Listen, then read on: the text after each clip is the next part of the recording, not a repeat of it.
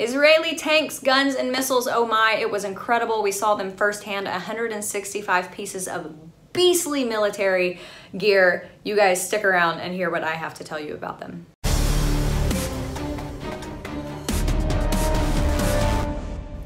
Hi everybody, Amanda Head reporting for The Rebel from yet another country. So most of the other rebels who were in Israel with me and with our whole crew, they have gone back to their respective homes in Canada and Australia.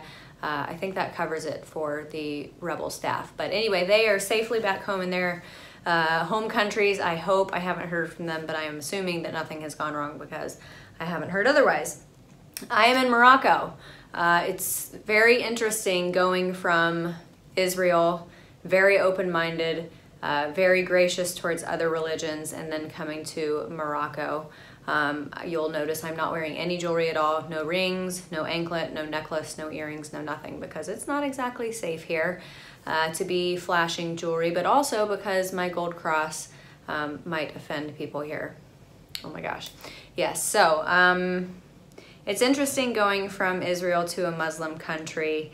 I was concerned about my luggage, I'm not gonna lie. I have like half a suitcase full of I Heart Israel stuff, and I was a little worried that when they scanned my luggage, they were gonna go through it.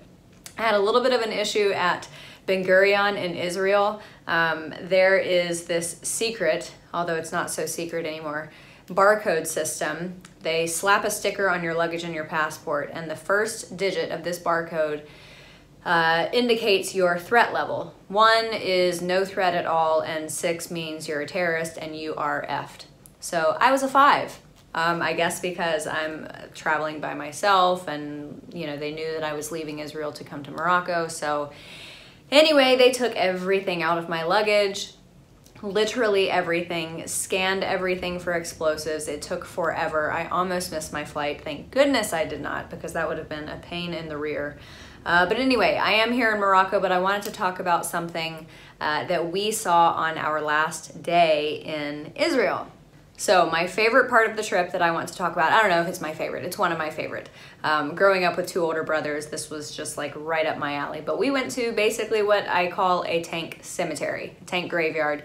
165 Israeli tanks there that are no longer in commission, but tanks just like them are still in use by the Israeli military. 165 tanks, most of the engines of which were made in the US and Germany.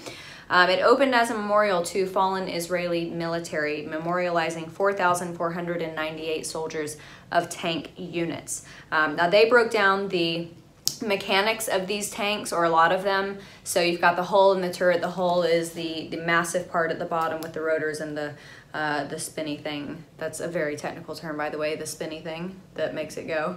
And then the turret is the part at the top that spins. They actually had a memorial statue that was life-size, and the men are very, very small. Not as small as like a horse jockey or something, but they were very small, because you got to think, like, you're going to have 4 men compacted into this tank. So they've got to be relatively small. Interesting fact, in 1948, no one wanted to sell Israel tanks. France decided to pick up the contract, but they sold these tanks to Israel at 8 times the regular cost, and only 5 of the 10 delivered actually worked. Way to go, France. One of the tanks, and this was, I guess we just saw one of many, some of them have Nazi insignia that were on them that has been scraped off because Germans acquired them at one point and then stuck their nasty little symbol on them. The Sherman tank, I think we've got some B-roll of this, I hope we can roll that, is this massive tank up on a pedestal.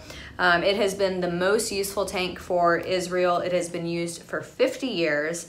But some of the inventive things that Israel has done with their tanks, they had the idea to move the engine to the front of the tank because it would provide more protection for the people within the tank. Now, the engine will not explode. It will shut down, but it will not explode. So their reasoning behind that was that they would rather immobilize the tank, blow up the engine, rather than injuring or killing their soldiers inside. Another ingenious thing, it seems so simple, around the edge of the turret, they have these really, really heavy ball and chains all the way around.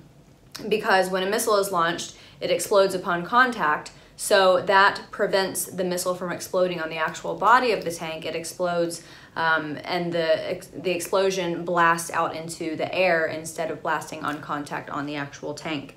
Let's see, there are also these 6 little pipes on the top, which almost looked like they could be like grenade launchers or something, but they were actually smoke pipes that blow smoke for 15 seconds that basically makes the tank invisible, which when you think of how massive a tank is, it's kind of insane to think that you can make it invisible. I'm trying to read my notes here. Oh, tank uniforms. That doesn't look like tank uniforms, but anyway, I know what I'm talking about. Tank uniforms, they're uniforms that they wear within the tank. They are inflammable, I guess. Instead of them catching fire, if they do catch on fire or something explodes on them, they actually just crumble off of their bodies instead of adhering to the skin and igniting the skin and thus burning the soldier. So it was a really, really awesome day. I know we've got some B-roll that you guys were able to see, so I'm excited for you guys to see it and share that opportunity with us. We're hoping to make this Israel thing maybe a yearly thing, but something we will definitely do in the future. So I encourage you all to come on it next time. It was highly informative and educational and inspiring, and it gave me personally a lot of information and armed me with a lot of knowledge to take back to the United States. So hope you all are having a great week. Is it Thursday? I don't know. There will probably be, I'll give you another video tomorrow. Everybody have a great night. Thanks so much for watching. I'm Amanda Head for The Rebel.